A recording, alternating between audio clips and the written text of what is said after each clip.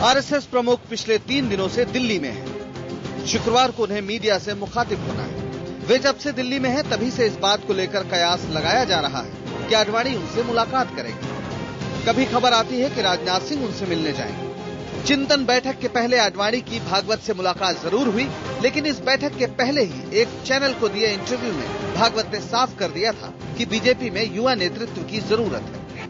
मोहन भागवत के बयान के बाद आडवाणी विरोधी खेमा अचानक सक्रिय हो गया था।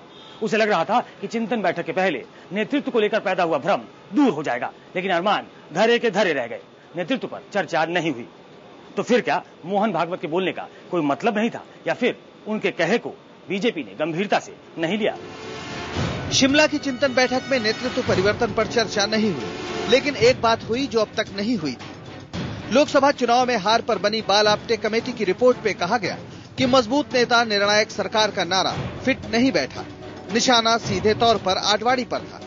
बीजेपी का एक बड़ा धड़ा अब ये मानकर चल रहा है कि 2014 की लड़ाई आडवाणी के नेतृत्व में तो नहीं लड़ी जा सकती। भागवत भी कह रहे हैं कि नया नेतृत्व सामने आए। विचारधारा के नाम पर जसवंत सिंह को शहीद कर पार्टी ने संघ को खुश भी कर दिया। पार्टी के एक धड़े को लग रहा है कि भागवत के निर्देश का शब्दशः पालन होना चाहिए, मतलब नेतृत्व परिवर्तन पर भी चर्चा हो।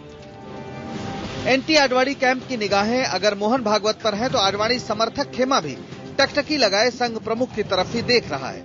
अगर भागवत युवा नेतृत्व की बात फिर दोहराते हैं तो ये आडवाणी के लिए खुला संदेश होगा। मतलब संघ बीजेपी में नई ऊर्जा भरने का पक्षधर है। अब देखना यह है कि क्या मोहन भागवत पार्टी को कोई खुला संदेश देते हैं। देखना यह भी है कि क्या इसके बाद पार्टी में नेतृत्व की लड़ाई पर विराम लग जाता है, या फिर संघ के निर्देश को ताक पर रखकर बीजेपी आडवाणी के नेतृत्व में ही आगे बढ़ती रहती है। सुकेश रंजन, दिल्ली, IBN 7।